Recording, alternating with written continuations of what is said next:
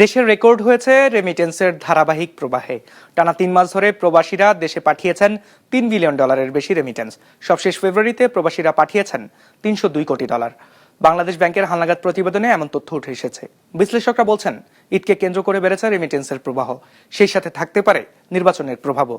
বিশ্লেষকদের আশঙ্কা, ইরান যুদ্ধ দীর্ঘস্থায়ী হলে সামনের দিনে প্রভাব পড়তে পারে রেমিটেন্সের প্রবাহে।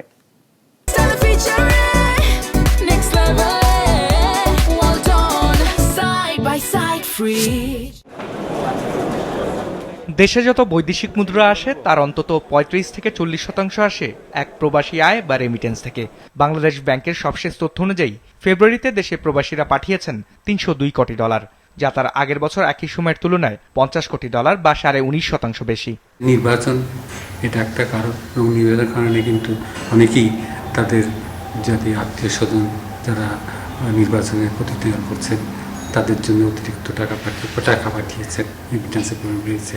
যারা কাজ করে দেশে টাকা পাঠায় তাদের এই রমজানকে কেন্দ্র করে কিন্তু তারা একটা বেশি পরিমাণ রেমিটেন্স পাঠিয়ে থাকে, যে কারণে রেমিটেন্সের প্রবাহ একটু বেশি।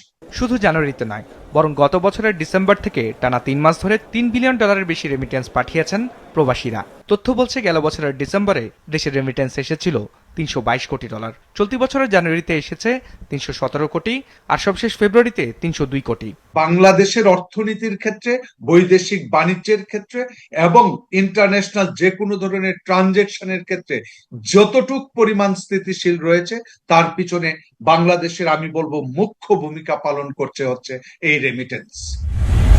কেন্দ্রীয় ব্যাংকের তথ্য অনুযায়ী চলতি অর্থ বছরের জুলাই থেকে ফেব্রুয়ারি এই ৮ মাসে রেমিটেন্স এসেছে $২,২৪৫ কোটি।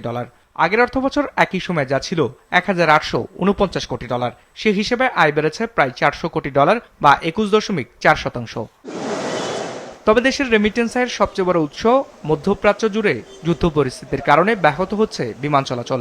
এরই মধ্যে দেশে এসে আটকা পড়েছেন অনেক প্রবাসী। যথাসময়ে কাজে যোগ দিতে না পারলে শঙ্কা রয়েছে চাকরি হারানোর।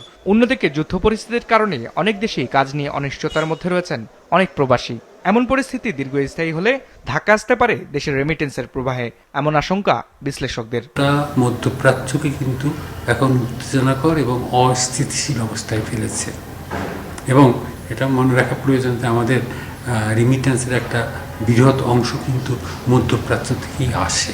কিছু মিলিয়ে এক কথায় বলা যায় যে এই মধ্যপ্রাচ্য পরিস্থিতি দ্রুততার সঙ্গে যদি এর একটা সমাধান না ঘটে তাহলে কিন্তু আমাদের রেমিটেন্স প্রবাহে একটা তার বিরূপ প্রভাব পড়ার সম্ভাবনাটা কিন্তু অনেকটাই বেশি। এর আগেও গেল বছর ইরান ইসরায়েল সংঘাতের কারণে রেমিটেন্সের নেতিবাচক প্রভাবের শঙ্কা তৈরি হয়েছিল। তবে সে সময় সংঘাত দীর্ঘমেয়াদী না হয় খুব একটা কমেনি প্রবাসী আয়।